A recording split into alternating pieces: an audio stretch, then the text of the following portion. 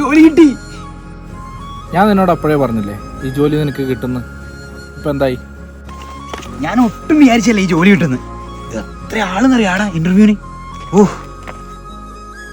എന്നാലും ചേട്ടാ, ഏട്ടൻ എങ്ങനെ അറിയായിരുന്നു എനിക്ക് ഈ ജോലി കിട്ടുന്നത്? ഇതുണ്ടല്ലോ, എനിക്ക് നിന്റെ വിലയെ അറിയില്ല, പക്ഷേ എനിക്ക് നിന്റെ വില അറിയാം.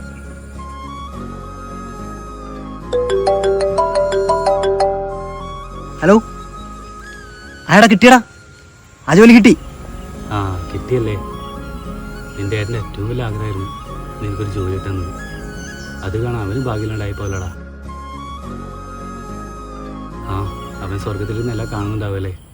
ഹൃദയം മുറിയും അഴലിൽ